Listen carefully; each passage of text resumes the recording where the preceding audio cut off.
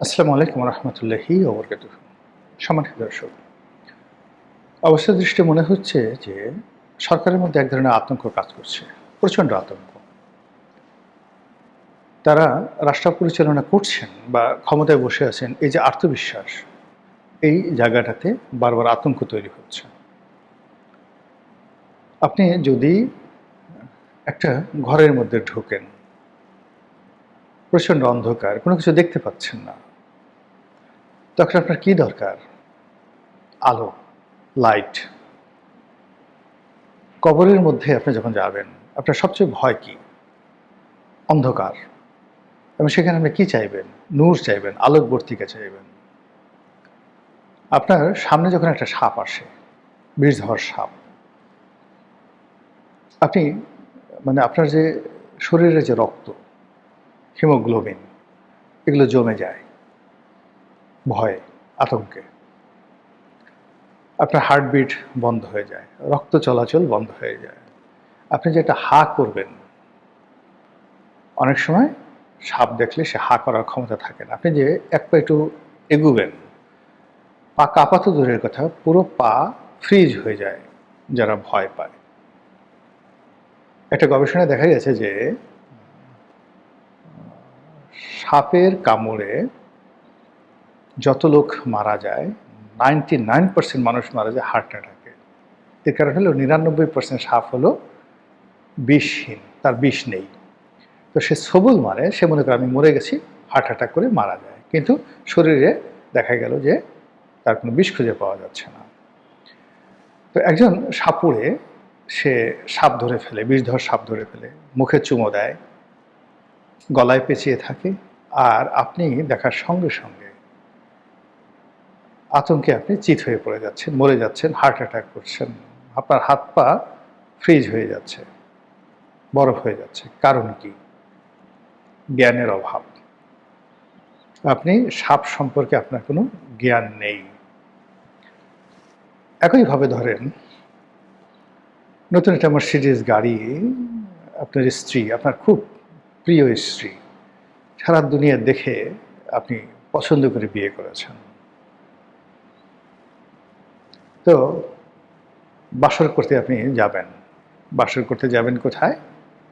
একটা হোটেলে। শ্বশুরবাড়ি থেকে আপনাকে একটা মার্সিডিজ বেঞ্জ গাড়ি দিয়েছে। আপনার স্ত্রী বলল যে, আসো প্রিয়তম, আমি নিজে তোমাকে ড্রাইভ করে সেই গাড়িতে করে আমরা বাসর করার জন্য অমুক হোটেলে যাব। তুমি কোনো টেনশন করো না, আমি আসলে গাড়ি চালাতে পারি না, কিন্তু কখনো চালাই নাই, কিন্তু তুমি আমাকে দোয়া করো। তোমার দোয়া থাকলে আমি ভুল করব না। আমি দেখেছি ড্রাইভাররা পাশে বসে দেখেছি কিভাবে চালায়, কিন্তু আমি কখনো স্টিয়ারিং ধরিনি। তো তুমি আমার পাশে, আজকে আমাদের বাসর রাত, এবং তুমি আমার প্রিয়তম, তুমি একজন কামেল মানুষ, অলি আল্লাহ মানুষ, আমার জন্য একটু দোয়া করো।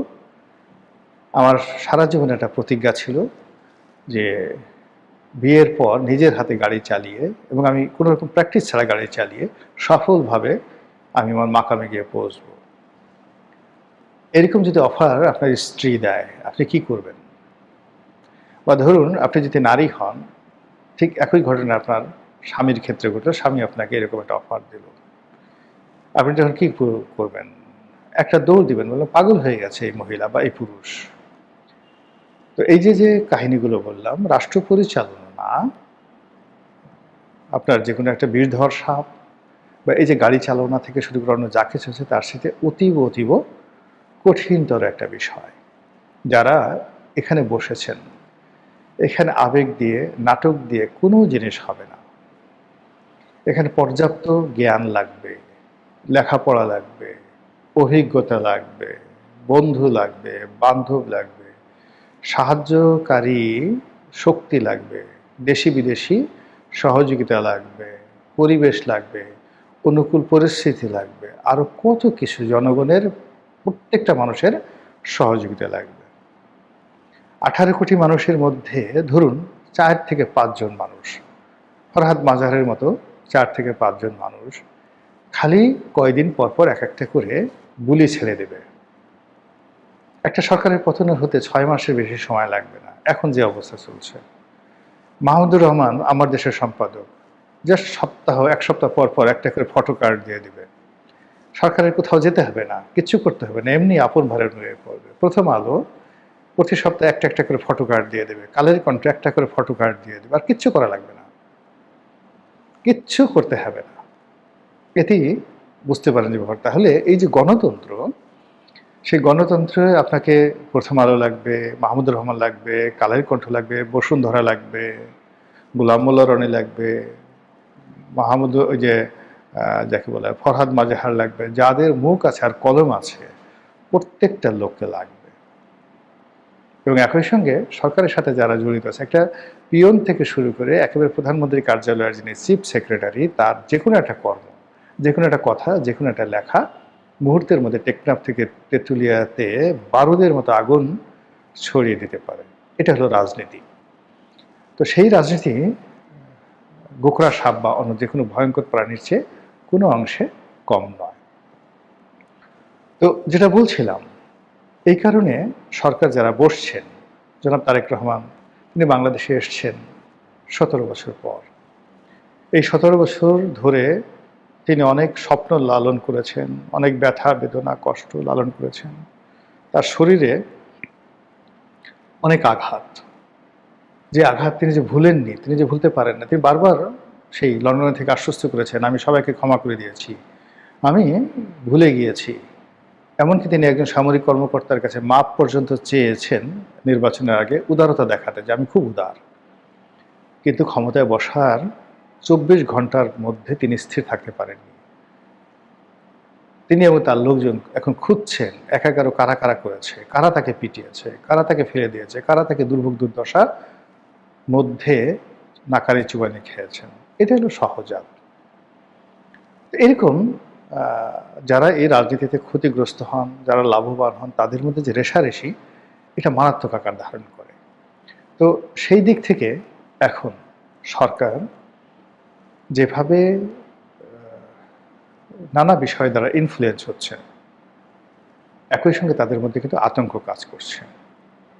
আতঙ্ক কাজ করছে আবার আওয়ামী লীগ ফিরে আসবে, আতঙ্ক কাজ করছে শেখ হাসিনা ফিরে আসবে, আতঙ্ক কাজ করছে সেই শেখ পরিবার ফিরে আসবে, আতঙ্ক কাজ করছে ভারত শেষ পর্যন্ত তাদেরকে সমর্থন দেবে না, আতঙ্ক কাজ করছে আমেরিকা হয়তো আবার সেই খেলতে পারে, আবার সেই ডিপ স্টেট পলিসি চালু করতে পারে, আবার তারা জামাতকে এনসিপিকে বেছে নিতে পারে, আবার ডক্টর মোহাম্মদ ইউনূসের যে আওয়াজ সেটা হতে পারে।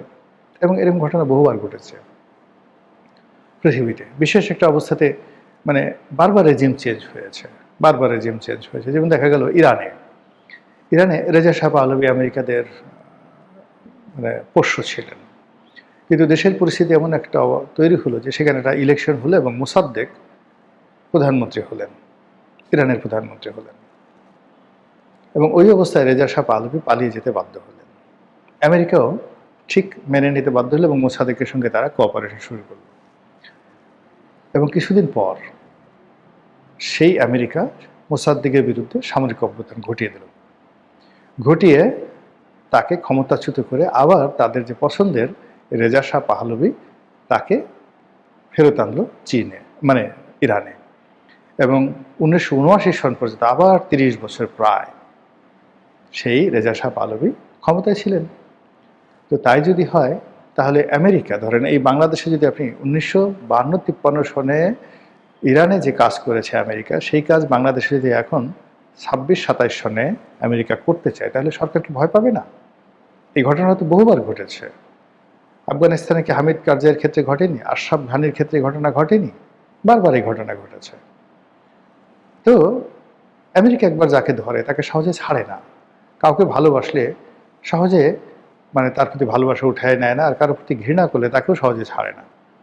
আপনি নরেন্দ্র মোদীর কথা চিন্তা করেন, কি খাতির! প্রথমত নরেন্দ্র মোদী সেখানে নিষিদ্ধ ছিল, তারপর ডোনাল্ড ট্রাম্প ক্ষমতা আসলো, নরেন্দ্র মোদীর সাথে বন্ধুত্ব হলো, কিন্তু সেই বন্ধুত্ব এখন ট্রাম্পের সাথে নেই। এমনকি যে জো বাইডেনের জমানায় জো বাইডেনের সাথেও কোনো সম্পর্ক তার ছিল না। তো এইরকম আমেরিকা একবার যখন ডক্টর মোহাম্মদ ইউনূসকে ভালোবেসেছে, এনসিপিকে ভালোবেসেছে, আমিরে জামাতকে ভালোবেসেছে। এই ভালোবাসা যে আবার নতুন করে জাগবে না। পুরনো প্রেমিক দেখলেই মানুষের মাথা খারাপ হয়ে যায়। ৮০ বছরের বুড়া, ৭৫ বছরের বুড়ি প্রেম করতো প্রাইমারি স্কুলে। প্রেম কি? গাছের পাতা নড়ে চড়ে, তোমার কথা মনে পড়ে, তখন তো কোনো কিছু বুঝে না। ওই প্রেম সেই ৭৫ বছর বয়সে হঠাৎ করে দেখা হলো, দুজনই তখন মানে নাতি হয়ে গেছে, দাদি হয়ে গেছে। এবং এই দৃশ্য অতি সম্প্রতি একটা হিন্দি সিনেমাতে শাবানা আজমি আর ধর্মেন্দ্র অসাধারণভাবে ফুটিয়ে তুলেছেন। একসময় পাহাড়ে তাদের প্রেম ছিল, উভয় পাহাড়ে বেড়াতে গেছেন, সেখানে খুব অল্প সময় প্রেম ছিল, তারা একটা গান গেয়েছিল। এর মধ্যে ধর্মেন্দ্র পক্ষাঘাতগ্রস্ত হয়ে যায়, প্যারালাইজড হয়ে যায়, অনেক স্মৃতি ভুলে যায়। আর শাবানা আজমি বিয়ে হয়, ছেলে মেয়ে হয়, নাতি হয়, তাদেরকে নিয়ে ধর্মেন্দ্রকে দেখতে আসে। ধর্মেন্দ্র মনে করতে পারে না, সে তখন প্যারালাইজ। তখন শাবানা আজমি গান গায়। শাবানা আজমি গান গায়, আর সেই গান গাওয়ার পরে ধর্মেন্দ্র মনে পড়ে যায় এবং সে ওই যে হুইল চেয়ার থেকে উঠে দাঁড়ায়। এই হলো পুরনো প্রেম। রাজনীতিতে পুরনো প্রেম আরো ভয়ঙ্কর, আরো ভয়ঙ্কর। তো কাজী যে প্রেম শেখ হাসিনার সঙ্গে মোদির আছে, যে প্রেম শেখ হাসিনার সঙ্গে দিল্লির আছে, জামাতের সঙ্গে যে প্রেম আমেরিকার গড়ে উঠেছে, চীনের সঙ্গে জামাতের যে প্রেম গড়ে উঠেছে, এটা নিয়ে আতঙ্কগ্রস্ত হওয়া ছাড়া বর্তমান সরকারের কোনো বিকল্প নেই।